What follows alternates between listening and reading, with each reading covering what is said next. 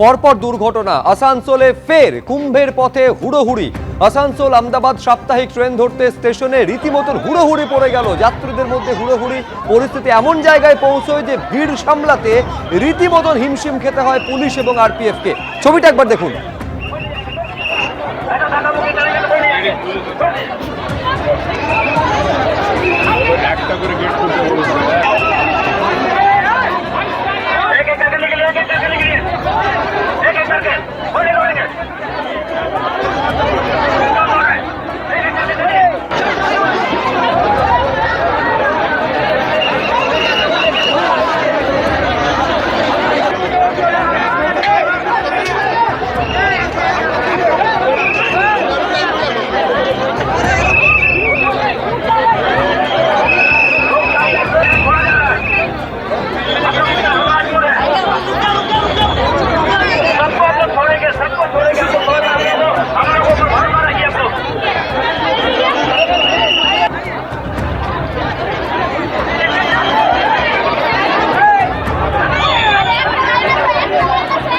আজকে যে শুধু এই ছবি দেখা যাচ্ছে এমনটা নয়, 16 তারিখ আপনাদের মনে থাকবে কার্যত একই ছবি দেখা গিয়েছিল এই আসানসোল স্টেশনেই। ফলে কার্যত 16 তারিখের ছবির পুনরাবৃত্তি আজকে দেখা গেল। যা ছবি দেখা গেছিল কুম্ভে যাওয়ার উদ্দেশ্যে ট্রেন ধরাকে কেন্দ্র করে যেরকম হুড়োহুড়ির মতন পরিস্থিতি তৈরি হয়েছিল, আজকে কার্যত সেই পরিস্থিতিরই একটা রিপিট টেলিকাস্ট দেখা গেল সেই আসানসোল স্টেশনে। এর আগে আপনারা জানেন যে নয়াদিল্লিতে হুড়োহুড়ি এমন পর্যায়ে পৌঁছয় যে পদপিষ্ট হয়ে 18 জনের সেদিন মৃত্যুর খবর সামনে এসেছিল, পরে সংখ্যাটা বেড়েছিল।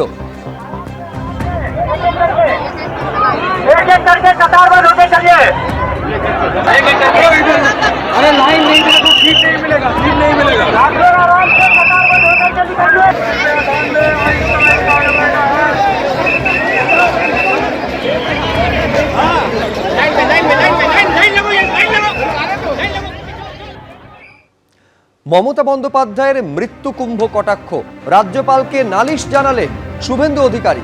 বিধানসভার বিবরণী থেকে, কার্য বিবরণী থেকে মুখ্যমন্ত্রীর এই বক্তব্য বাদ দেওয়ার দাবি তুললেন তিনি। মহাকুম্ভকে মৃত্যুকুম্ভ বলেছেন মুখ্যমন্ত্রী, এটা রেকর্ডে থাকবে। মৃত্যুকুম্ভ মন্তব্য করার পরেও মুখ্যমন্ত্রীর কোনো অনুশোচনা নেই। রাজ্যপাল ওই অংশ বাদ দেওয়ার জন্য স্পিকারকে বলুন। মুখ্যমন্ত্রীর কুম্ভ মন্তব্য প্রত্যাহারের দাবিতে সরব হলেন আজ বিরোধী দলনেতা।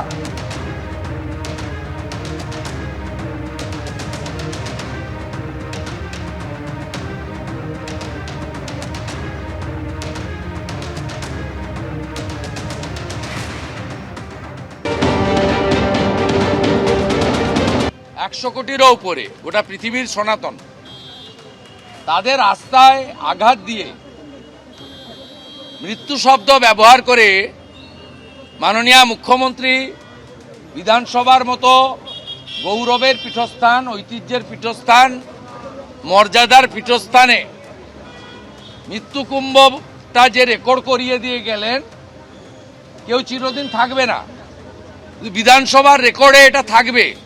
তো তার এতটুকু অনুতাপ নেই। যদি ভুল করেও বেরিয়ে গিয়ে থাকে সেটা প্রত্যাহার করার কি আছে? এটা তো বিজেপি বা কোনো রাজনৈতিক দল বা বিরোধী দলনেতা বা কোনো এমএলএ বা বিজেপির কোনো নেতার কাছে বা রাষ্ট্রবাদী সংগঠন, সনাতন সংগঠনের কাছে আত্মসমর্পণ নয়। সমগ্র হিন্দু কমিউনিটির উপরে আপনি আঘাত করলেন। 48 ঘন্টা অতিবাহিত, আর কোনো তাপ নেই, উত্তাপ নেই, কোনো তার অনুশোচনা নেই। রাজ্যপাল মহোদয় প্রপারলি স্পিকারকে বলুন এক্সপাঞ্জ করতে, আমরা চাই না রেকর্ডে থাকুক। শুভেন্দুবাবু হচ্ছেন তৎকাল হিন্দু, তৎকাল হিন্দু। শুভেন্দুবাবু হচ্ছেন তৎকাল হিন্দু। দীর্ঘদিন ধর্মনিরপেক্ষ রাজনীতি করেছেন, দুর্গাপুজোতেও গিয়েছেন, ঈদেও গিয়েছেন, বড়দিনেও গিয়েছেন। এখন বিজেপি করতে গিয়ে দেখাতে হবে তৎকাল হিন্দু, নইলে পুরনো বিজেপি আর আরএসএস বসতে দেবে না, পিঁড়ি পেতে দেবে না গো। সেই কারণে তৎকাল হিন্দু সাজার জন্য উগ্র কথাবার্তা বলতে হচ্ছে, উগ্র কথাবার্তা বলতে হচ্ছে। তো সেইগুলোই জন্য এই সমস্ত অবান্তর কথাবার্তা। তৎকাল হিন্দু, তাকে তো দেখাতে হবে যে আমি এই পুরনো বিজেপি আর পুরনো আরএসএস এর থেকে এগিয়ে। তো সেই কারণে শুভেন্দুবাবু সমস্যা হচ্ছে যে শুভেন্দুবাবু তৎকাল হিন্দু হতে গিয়ে ওই বিজেপি আরএসএস এর পুরনো নেতা কর্মীরা তো মানছে না, ওদের মানছে না, বলছে সব অন্যরকম ছবি আসছে, অন্য ধর্মের লোকেদের সঙ্গে অন্যরকম ছবি আসছে। তুমি যতই হিন্দু সাজার চেষ্টা করো, ফেসবুকে বেরিয়ে আসছে তো